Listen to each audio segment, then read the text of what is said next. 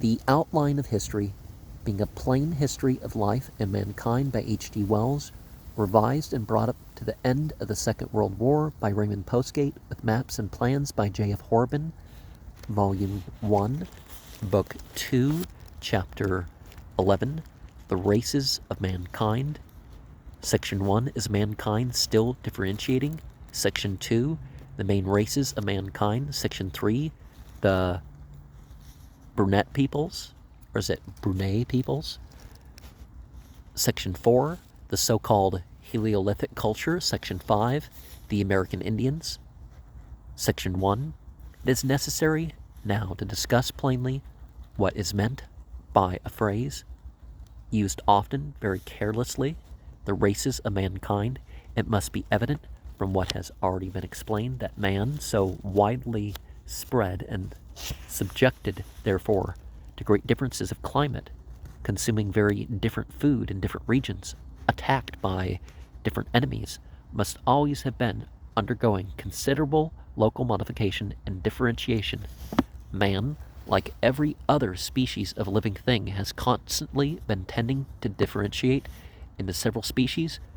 Wherever a body of men has been cut off in islands or oceans or by deserts or mountains from the rest of humanity, it must have begun very soon to develop special characteristics specially adapted to the local conditions. But on the other hand, man is usually a wandering and enterprising animal for whom there exist few insurmountable barriers. Men imitate men, fight and conquer them, interbreed one people with another.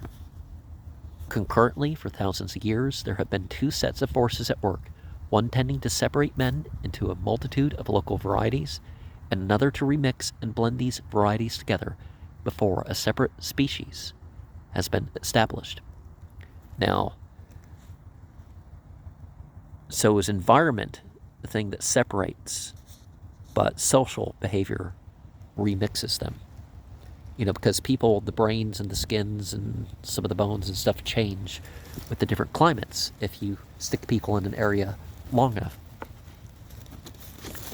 These two sets of forces may have fluctuated in this relative effect in the past. Paleolithic man, for instance, may have been more of a wanderer. He may have drifted about over a much greater area than later Neolithic man. He was less fixed to any sort of home or lair. He was tied by fewer possessions. Being a hunter, he was obliged to follow the migrations of his ordinary quarry. A few bad seasons may have shifted him hundreds of miles.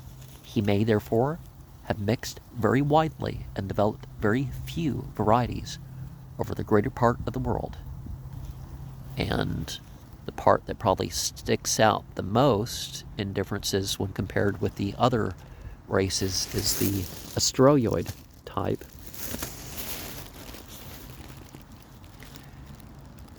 Because it's separated by more years than other cultures. The appearance of agriculture tended to tie those communities of mankind that took it up, the region in which it was most conveniently carried on, and so to favor differentiation. Mixing or differentiation is not dependent upon a higher or lower stage of civilization. Many savage tribes wander now for hundreds of miles. Many English villagers in the 18th century, on the other hand, had never been more than 8 or 10 miles from their villages. Neither they, nor their fathers, nor grandfathers before them. Hunting peoples often have enormous range. The Labrador country, for instance, is inhabited by a few thousand Indians who follow the one great herd of caribou as it wanders yearly north and then south again in pursuit of food. This mere handful of people covers a territory as large as France. Nomad peoples also range very widely. Some Kalmuk tribes are said to travel nearly 1,000 miles between summer and winter pasture.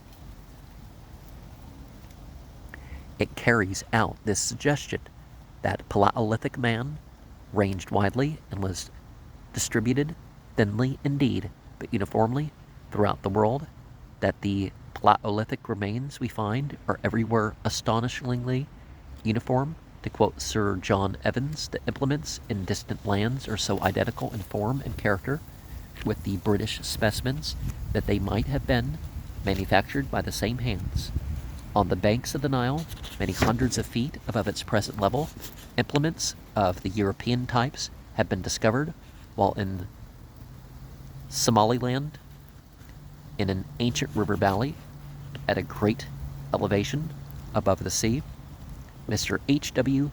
Seton Carr has collected a large number of implements formed of flint and quartzite, which, judging from their form and character, might have been dug out of the drift deposits of the Summa and the Seine.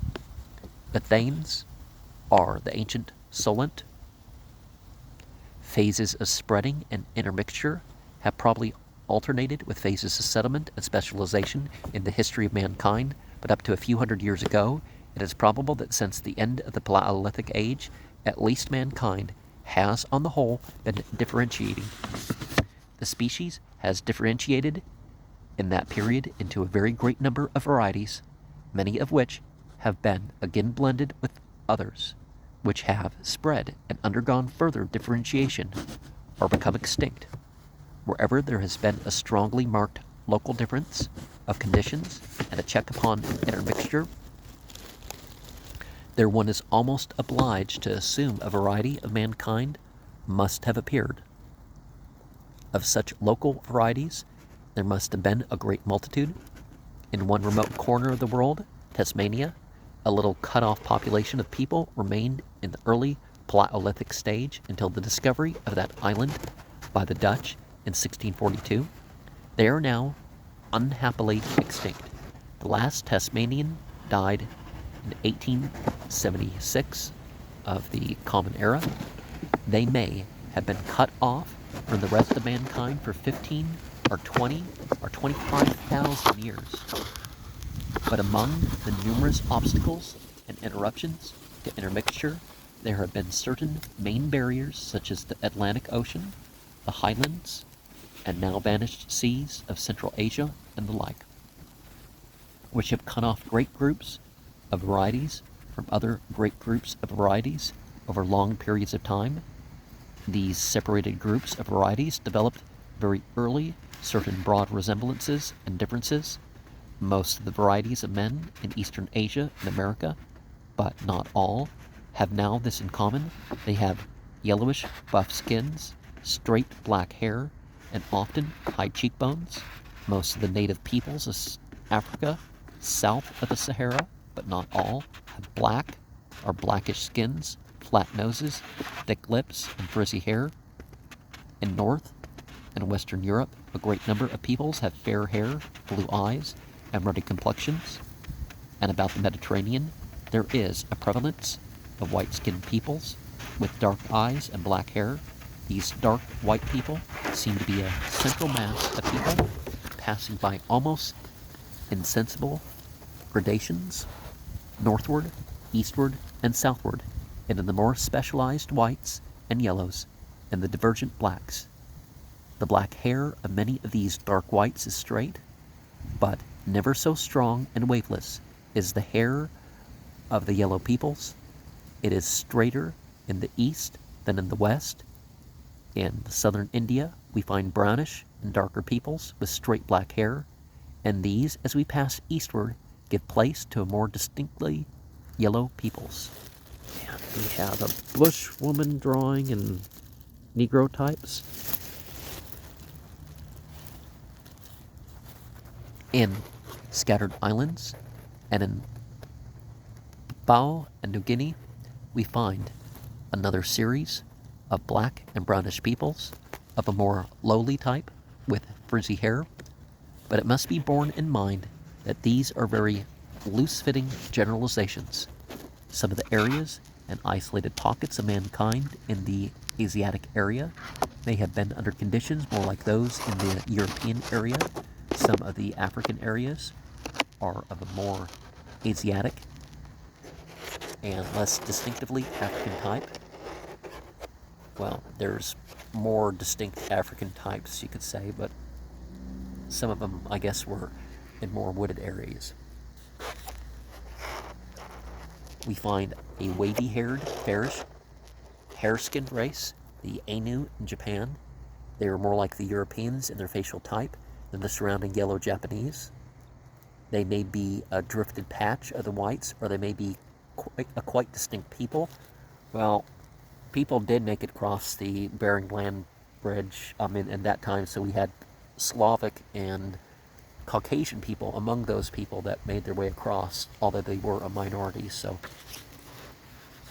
we find primitive black people in the Andaman Islands, far away from Australia and far away from Africa. There is a streak of very Negroid blood traceable in South Persia and some parts of India. These are the Asiatic Negroids. While there's people that are darker, but aren't darker in terms of, being part of one of the African races in that way. So there's a lot of confusion with people. Oh, they're just darker skin. It's like that. There's more to it than that. There is little or no proof that all black people, the Australians, the Asiatic Negroids, and the Negroes, derive from one origin. We have genetics and phrenology and stuff to make some of this clearer, but only that they have lived for vast periods under similar conditions. Possibly the more ancient races of men were all dusky or black, and fairness is new. That we actually find. Like we find, even though red and blonde hair goes back quite a ways, and even blue eyes actually goes back quite a ways, it doesn't go back anywhere near what black hair does. And brown kind of started before that, but we must not assume, brown started between the two. We must not assume that human beings in the Eastern Asiatic area were all differentiating in one direction, and all the human beings in Africa in another. There were great currents of tendency, it is true, but there were also backwaters, eddies, and readmixtures, and linkages from one main area to the other. A colored map of the world to show the races would not present just 4 great areas of color. It would have to be dabbed over with a multitude of tints and intermediate shades, simple here, mixed and overlapping there. Was Darwin the one who came up with the idea of 54 races, but he just divided Europe too much when Africa should have been the place that was divided the most? In the early Neolithic period, in Europe, it may be 10,000 or 12,000 years ago or so, Homo sapiens was differentiating all over the world, and he had already differentiated into a number of varieties, but he has never differentiated into a different species. As much as some people might try to speak that way, right? The only other species of Homo, the Neanderthaler, was exterminated before history began. A species, we must remember, well, Homo erectus, right? Homo habilis, Homo, maybe they didn't have those listed back when this book. The species we must remember in biological language is distinguished from a variety by the fact that varieties can interbreed while species either do not do so or produce offspring which, like mules, are sterile. All mankind can interbreed freely, can learn to understand the same speech, can adapt itself to cooperation, and in the present age man is probably no longer undergoing differentiation at all. Readmixture is now a far stronger force than differentiation. Men mingle more and more. Mankind, from the view of a biologist, is an animal species in a state of arrested differentiation and possible readmixture. Now, there has been some people who say that the Caucasian types, Mediterranean, Jew of Algiers, Nordic Englishman, and the Mediterranean Berber, well, the Jews actually the Sephardic and most types of Jews do not descend from the Mediterranean area, but that's for a different point. There's talk about having some of the Jews want the white people to breed out, so there's not going to be any white group left except the types of Jews. I mean, literally, this is one of the things founded. I don't think that that people exaggerate and say white genocide or something, but they're certainly mixing together. I think the Arabs, if you're going to be technical about Arab from its ancient Semitic roots, you see this spreading further over Africa and South Asia because people are mixing together. But it's the European stock that they're trying to get to breed with the rest of them more than any of the others, which is,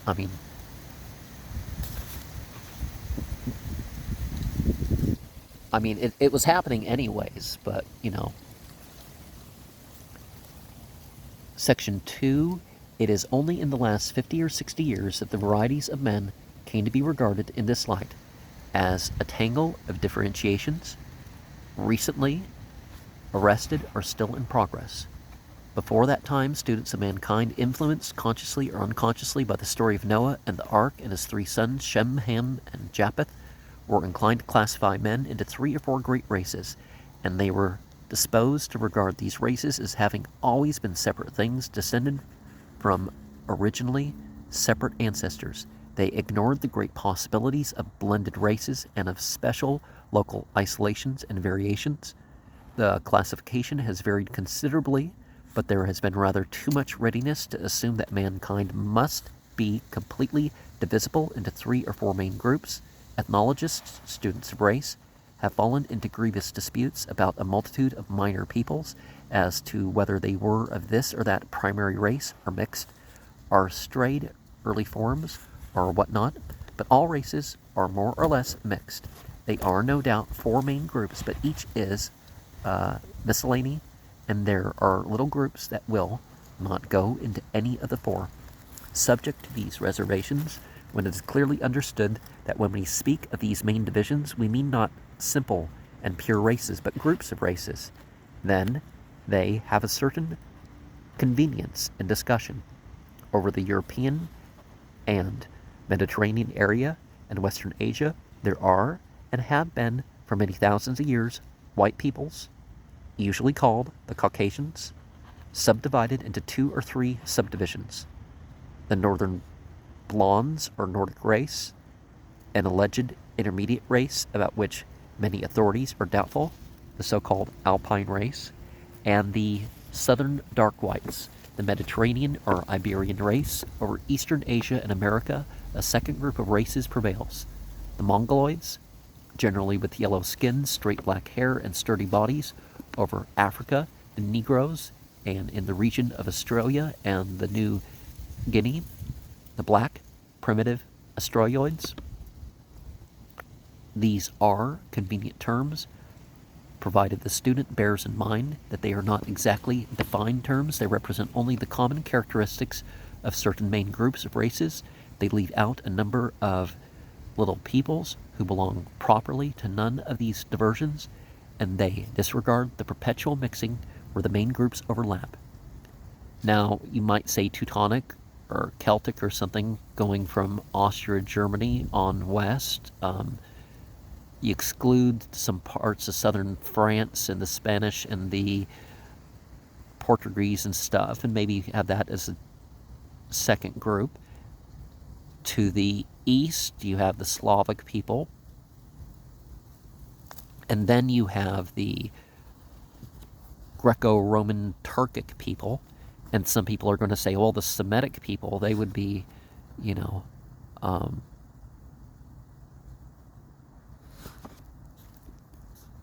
the real Semites and the Persians, you'd consider them different groups, and the Persians would extend to, the Hindu Kush Himalayan. So one of the 5 ancient tribes in that area were the Persians, so Iran and Iraq and stuff, and Afghanistan, and So either 4 or 6 white races, but Caucasian would exclude the Persians and the Arabs. And I think they sort of did this because those were Muslim majority areas. Because it's like, why exclude the Persians when it's really west of that point of the mountains? Whether the Caucasian race is to be divided into 2 or 3 main subdivisions depends upon the classificatory value to be attached to certain differences in the skeleton and perhaps to the shape of the skull. While there's 138 genes that determine skin color and texture, so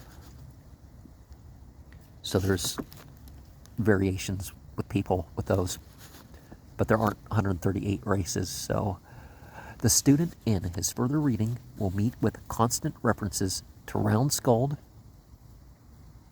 brachycephalic, and long-skulled, dolichocephalic peoples. No skull looked at from above is completely round, but some skulls, the dolichocephalic, are much more oblong than others. When the width of a skull is 4/5 or more of its length from back to front, that skull is called brachycephalic. When the width is less than 4/5 of the length, the skull is dolichocephalic. While some ethnologists regard the difference between brachycephaly and dolichocephaly as a difference of quite primary importance, another school, which the writer must confess has entirely captured his convictions, dismisses this as a mere secondary distinction. It seems probable that the skull shapes of a people may, under special circumstances, vary in comparatively few generations. The skull shape of the Lombards, says Sir F. Petrie, changed from dolichocephalic to brachycephalic in a few hundred years.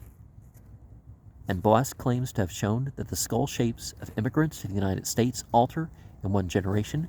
We do not know what influences alter the shape of the skull. Well, brain and air passage sizes can differ with climate. Just as we do not know why people of British descent in the Darling region of Australia, cornstalks, grow exceptionally tall, or why in New England their jawbones seem to become slighter and their teeth, in consequence, rather crowded. And so we look at the Mongoloid type here, the Kalmuk, the Chinese woman, and the Amerindian woman. Even in Neolithic times, dolichocephalic and brachycephalic skulls are found in the same group of remains and often buried together, and that is true of most peoples today. Some peoples, such as the mountain people of Central Europe, have more brachycephalic individuals per cent than others. Some, as the Scandinavians, are more prevalently dolichocephalic. In Neolithic Britain and in Scandinavia, the earliest barrows, tomb mounds, are long grave-shaped barrows, and the late ones round, and the skulls found in the former are usually dolichocephalic, and in the latter, most frequently, brachycephalic. This points, perhaps, to a succession of races in Western Europe in the Neolithic period, but it may also point to changes of diet, habit, or climate. But it is this study of skull shapes which has led many ethnologists to divide the Caucasian race, not as it was divided by Huxley into 2, the Northern Blondes and the Mediterranean, and North African dark whites are brunettes, but into 3. They split his blondes into 2 classes. They distinguish a Northern European type, blonde and dolichocephalic, the Nordic and Mediterranean or Iberian race, the dark whites, which is dark-haired and dolichocephalic, and between these two, they descry this third race, their brachycephalic race, the Alpine race. The opposite school would treat the alleged alpine race simply as a number of local brachycephalic varieties of Nordic or Iberian dark white peoples. The Iberian peoples were the Neolithic people of the Long Barrows, and seem at first to have pervaded most of Europe and Western Asia. Well, some of the Native American tribes were people of Long Barrows, right? They dominate early history. The Nordic people appear later, coming from the forests and west and central coasts of North Europe and Asia. Section 3. The Mediterranean or Iberian division of the Caucasian race had a wider range in early times and was of a less specialized and distinctive type than the Nordic. It is very hard to define its southward boundaries from the Negro or to mark off its early traces in Central Asia from those of early Mongoloids. Wilfred Scowen Blunt says that Huxley had long suspected a common origin of the Egyptians and the Dravidians of India, perhaps a long belt of brown-skinned men from India to Spain in very early days. This belt of Huxley's of dark white and brown-skinned men, this race of brunette-brown folk, spread even farther than India. They reached the shores of the Pacific, and they were everywhere the original possessors of the Neolithic culture and the beginners of what we call civilization. It is possible that these brunette peoples are, so to speak, the basic peoples of our modern world. The Nordic and the Mongoloid peoples may have been but northwestern and northeastern branches from this more fundamental stem, or the Nordic race may have been a branch, while the Mongoloid, like the Negroid, may have been another equal and distant stem with which the brunette browns met and mingled in South China, or the Nordic peoples also may have developed separately from a Paleolithic stage. Griffith Taylor seems to think that the Mongoloid type developed from what he calls an Aryan type, which was the common basis of both Mongoloid and Nordic races. All these are open questions still and may remain open for many years. Now, the people who slandered a group and called them Nazi when in German and Yiddish and we had the origin in the Nazium references in Hebrew, also slandered this symbol, which really didn't change. And there's been some problems with the Chinese, the Japanese, in regards to people throwing fits about use of that symbol. Mr. Horben and the writer have been at some pains to make a diagram that will summarize all this matter about human races, and we have contrived one that, so far as Europe, Asia, Australia, and North Africa goes, might almost be superimposed upon a map. We give it on page 144, so, at the end of the program, a genealogical stem showing the blood relationship between the Homo sapiens and the chief subhuman species. That might not be the right way to phrase it, but, we have subspecies, which are the broad divisions, as they mentioned before, and then within those there are races. I'd say probably about 19 races is appropriate enough. Then we have inserted a remark, so to speak, about the Cro-Magnon and Grimaldi types. It is based on certain differences that may possibly have been exaggerated among some Paleolithic skeletons in Europe. The Grimaldi bones had Negroid traits. They suggested a race more like the more primitive Boskop race than the Red Indian-like Cro-Magnon peoples. It is possible that two main races wandered over the same areas, one a proto-yellow-white race and the other a proto-Negroid race, Accordingly, the reader will note that the Negroid and the Negro races are shown as first branching from the main stem, and then while the great body of humanity is represented by the dark whites, two branches are shown of peoples going apart, one towards the northern forests and the other towards the wind-blown sands of northeastern Asia to develop the Nordic and Mongoloid types, respectively. If the reader will glance again at the preceding paragraph, he will see that he may exercise a wide choice in varying the point at which either of these branches comes off from the main.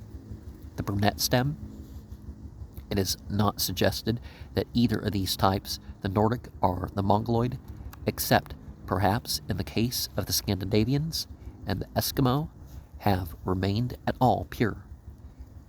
The branches turn back in our diagram to meet other branches and suggest racial admixture. Moreover, our diagram is peppered with notes of interrogation, and so seasoned it probably comes much nearer the truth of racial relationships than any hard and exact classification of races can possibly do. Section 4. At some period in human history, it is suggested in Elliott Smith's Migrations of Early Culture, there seems to have been a special type of Neolithic culture widely distributed in the world, which had a group of features so curious and so unlikely to have been independently developed in different regions of the earth as to compel us to believe that it was, in effect, one culture. It reached throughout all the regions inhabited by the brunette Mediterranean race and beyond through India, further India, the Pacific coast of China, and it spread at last across the Pacific and to Mexico and Peru.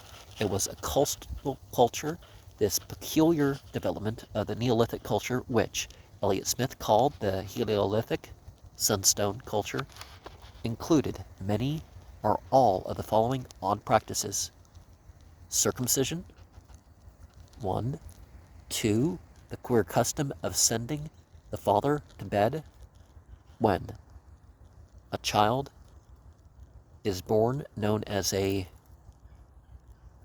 couvade, 3, the practice of massage, 4, the making of mummies, 5, megalithic monuments, for example Stonehenge, 6, artificial deformation of the heads of the young by bandages, 7, tattooing, 8, religious association of the sun and the serpent, and 9, the use of the symbol known as the swastika for good luck.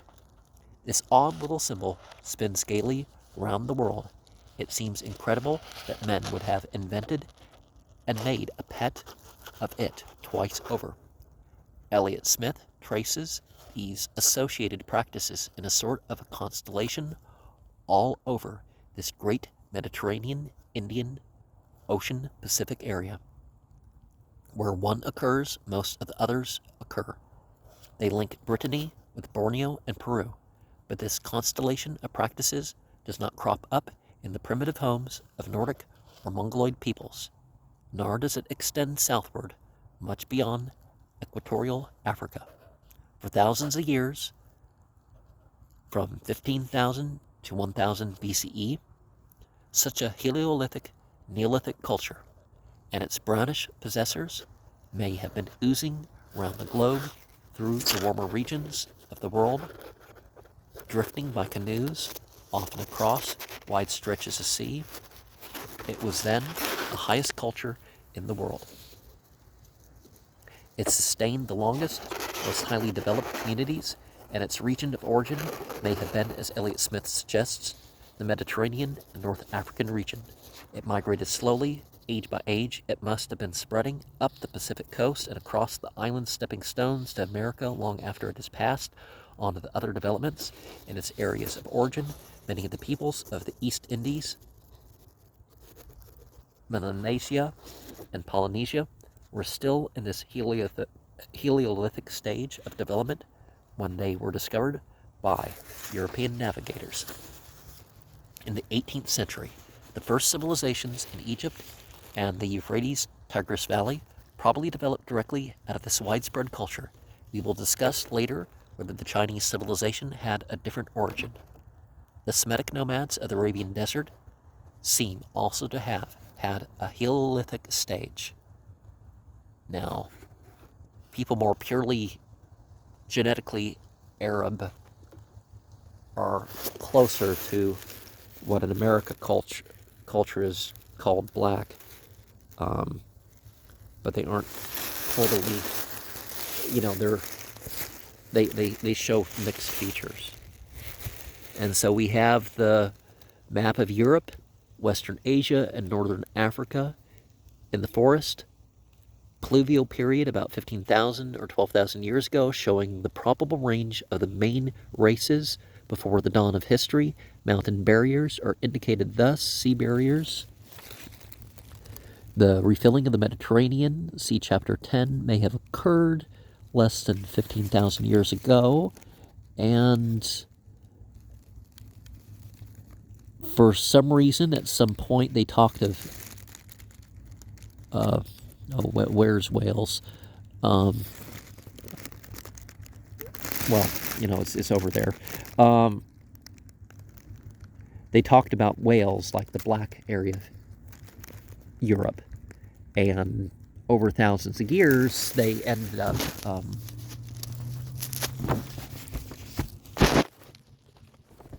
changing in terms of their skulls and skins and stuff like that. Section 5. The original American population belonged to the Mongolian race and seems to have reached the American continent by way of Bering Strait at an early Neolithic stage of development. There is still a coming and going of skin boats between the two continents. Later, though this is a matter for discussion among ethnologists, fresh elements of population and fresh cultural ideas at the Paleolithic level may have reached America by sea. As I'm saying, they went by sea more than over land, and that's why they were about a quarter Negroid at that early period I was talking about. Just like your average black person in America is, about a quarter Negroid. I mean, the ones that aren't Negroids. If there were these later ingredients in the American population, then either they brought no wheat with them, or it died out. Maize, the corn of the New World, is a different plant altogether from any known in the Old World, but the religious life of the American peoples betrays the same entanglement of the idea of sowing with the human sacrifice that prevailed throughout the Neolithic period. In the Old World, the American tribes over the great part of the continent remained at a level of Neolithic barbarism. Over acres of seasonal grass, they became nomadic, following the bison. In the far north, they followed the caribou. The American reindeer, the horse did not exist on the American continent in the human period until it was introduced by the Europeans. In the tropical forests, the American Indians became hunters of birds and small game, but in one or two fertile regions, as we shall note later, they developed a more elaborate social order, irrigated, erected important buildings of stone which were adorned with elaborate carvings of highly conventionalized and often fantastic design, and founded cities and empires. Now, as I've pointed out elsewhere, I believe that the different races more or less just make things interesting. And yeah, there's the variety for the climates and stuff.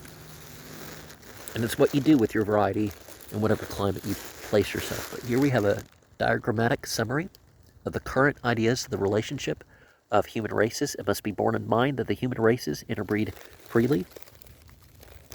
Now, the makers of the Georgia Guidestone thought that people should be more guided in terms of their breeding, not just senseless breeding like a lot of people. They want to do away with certain types by intermixing and all that stuff, and or they want,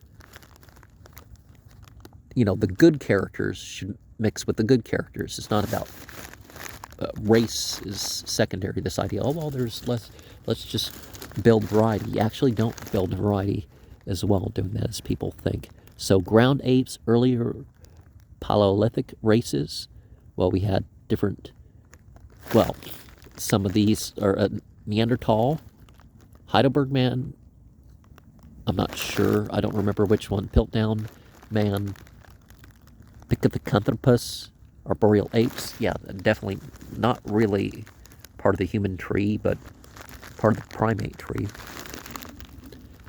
True men, later Paleolithic races, Cro-Magnon types, Grimaldi types, Tasmanians, Bushmen, Australoids, Maori of New Zealand, Polynesians, Asiatic Negroids, Andaman Islanders,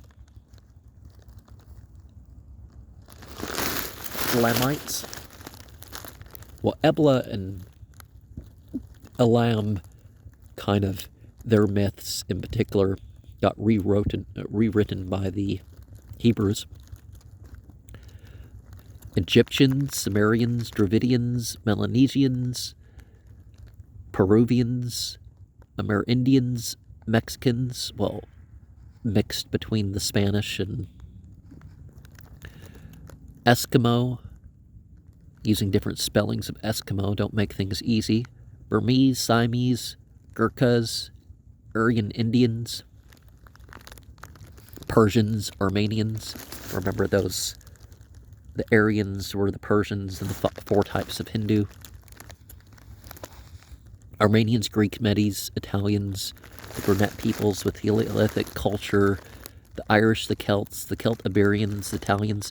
Okay, so are we kind of showing it in terms of going north and then in between?